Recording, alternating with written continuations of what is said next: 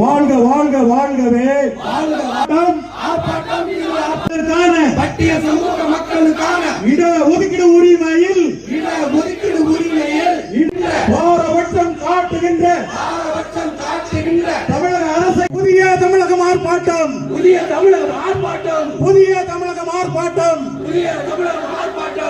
பறிக்கலாமா இடஒதுக்கீட்டு உரிமையை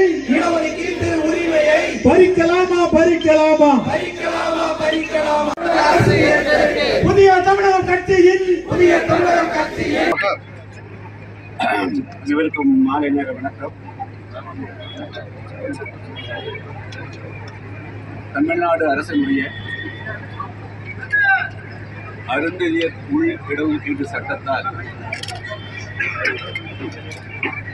தமிழ் பூர்வீக குடிமக்களான தேவேந்திர குல வேளாளர்களும் ஆதிராவிட சமுதாயத்தை சார்ந்தவர்களும் கடந்த 15 வருடங்களாக மிகப்பெரிய பாதிப்புக்கு ஆளாகியிருக்கிறார்கள். இன்று இருக்கக்கூடிய அரசு தாங்கள் தான் சமூக நீதியினுடைய முன்னோடி, தமிழகத்திற்கு மட்டுமல்ல இந்தியாவிற்கே அவர்களின் வழிகாட்டி என்று தங்களை சிறப்பிப்படுத்தினார். அதாவது ஏறக்குறைய கடந்த 20 வருடமாக தமிழ்நாட்டில் 69% இடஒதுக்கீடு அமலில் இருக்கிறது. அதாவது பிற்பட்டோருக்கு 30%, மிக மிக பின்தங்கியோருக்கு 20%, மீதி இருக்கக்கூடிய 19%, 18% ஷெட்யூல்டு காஸ்ட் என்று அழைக்கப்படக்கூடிய தேவேந்திர வேளாளர்கள், ஆதிராவிடர்கள், அறிஞர் உள்ளிட்ட அந்த மற்றும் 76 சமுதாய மக்களுக்கு தான் இந்த 18%. மீதி கூடிய 1% பழங்குடியினர். ஆனால் 2009-10களில் அன்று ஆட்சியில் இருந்த கருணாநிதி அவர்கள் இந்த 18% இடஒதுக்கீட்டை அருந்ததிற்கு 3% என பிரித்தார். மீதி எஞ்சிருக்கக்கூடிய 15% அது மீதி இருக்கக்கூடிய தேவேந்திர வேளாளர் உள்ளிட்ட 70க்கு மேற்பட்ட சாதிகளுக்கு கொடுக்க வேண்டியதையும், அருந்ததிற்கு 3% தனியாக கொடுத்துட்டு மீண்டும் இந்த 15%லையும் அவங்களை கொண்டு வந்து முன்னுரிமை அடிப்படையில் திணிப்பதால எங்கெல்லாம் ஒரே ஒரு பதவி, உயர் பதவிகள் காலியாக இருக்கின்றோ அந்த உயர் பதவிகள் அனைத்துமே அருந்ததிற்கு தாரை வழங்கப்பட்டுள்ளன. இதனால் 15 வருஷத்தில் ஏறக்கூடிய 20,000க்கு மேற்பட்ட உயர் பதவிகள் தேவேந்திர வேளாளருக்கும் ஆதிராவிடர் என்று அழைக்கப்படக்கூடிய பழைய சமுதாய மக்களுக்கு கிடைக்கவே இல்லாமல் தொடர்ச்சியாக நாங்கள் இதுக்காக இது எந்த விதத்தில் இந்தியாவுடைய ஆந்திராவில் 15 இருக்கிறது, கர்நாடகத்தில் 14 இருக்கிறது. இதை பிரிக்கின்ற பொழுது ஒன்றில் இருக்கக்கூடியவர்கள் பங்கேற்க முடியாது. ஆனால் தமிழ்நாட்டில் மட்டும்தான் அவர்கள் தங்களுக்கான இடஒதுக்கீட்டை 3% உறுதி பெற்றுக் கொள்கிறார்கள். எஞ்சி இருக்கக்கூடியதும் முன்னுரிமையோடு அவர்கள் அதை எடுத்துக் கொள்கிறார்கள். இது அநியாயம் இல்லையா? தமிழ்நாடு அரசு நீங்கள் சமூக நீதி பேசிட்டு இந்த மாதிரி இந்தியாவில் எந்த மாநிலத்திலும் இல்லாத ஒரு அநீதியை அவர் செய்கிறார். எனவே தான் அதை கண்டித்து உடனடியாக இந்த உள் இடஒதுக்கீடு கடந்த 2024ஆம் ஆண்டு ஆகஸ்ட் மாதம் 1ஆம் தேதி உச்சநீதிமன்றத்தில் ஒரு தீர்ப்பு உண்டு. அந்த தீர்ப்பில் என்ன சொல்லியிருக்காருன்னு சொன்னால், இதுபோல உள் இடஒதுக்கீடு கொடுக்கலாம்.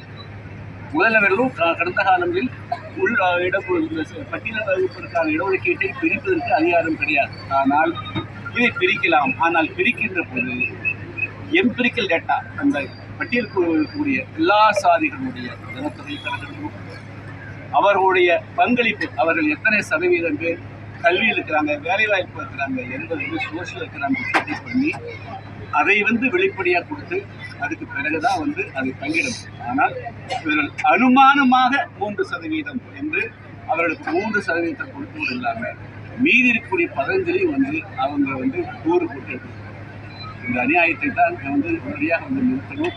இந்த 3% ஒதுக்கீட்டை அது உச்சநீதிமன்றத்துடைய தீர்ப்புக்கு எதிராக இருக்கின்ற காரணத்தால் அதை ரத்து செய்துவிட்டு மீண்டும் இந்த பட்டியல் வகுப்பாருடைய மக்கள் தொகை கணக்கெடுப்பு.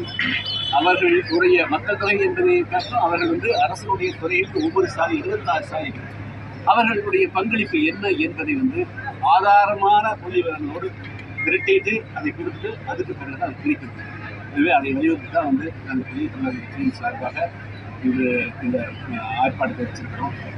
நாங்கள் வந்து இது வந்து தொடர்ச்சியாக வந்து இந்த சென்னையில் 2024 நவம்பர் 6ஆம் தேதி எங்களுக்கு அனுமதி கொடுத்து அனுமதி மறுத்தாங்க. அதை மீறி போராட்டம் நடத்தும். இப்போ வந்து முறையாக அனுமதி வாங்கி இந்த ஆர்ப்பாட்டம் நடைபெறுகிறது. 2026 சட்டமன்ற தேர்தல் வர இருக்கிறது. அமைச்சர்கள் எல்லாம் வந்து அவர்கள் ஓட்டு கேட்கவோ அல்லது அவர்களுடைய சாதனைகளை வீட்டிக் கொள்ளவோ அவர்கள் கிராமங்களுக்கு வர வேண்டியிருக்கிறது. வருகின்ற பொழுது அவர்கள் அதற்கான பின்விளைவுகளை சந்திக்க வேண்டியிருக்கும்.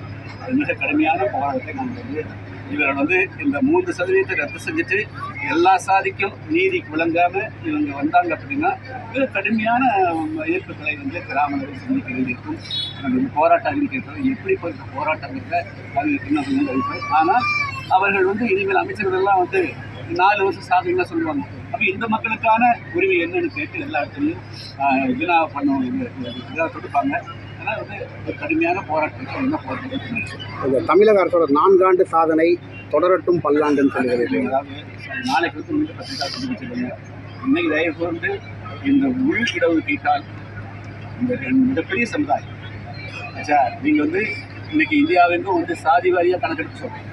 சாதி வாரியாக அது கணக்கெடுப்பு சொல்கிறீங்க, அந்த மக்களுக்கான இடஒதுக்கீடு கொடுக்குறதா சொல்கிறீங்க.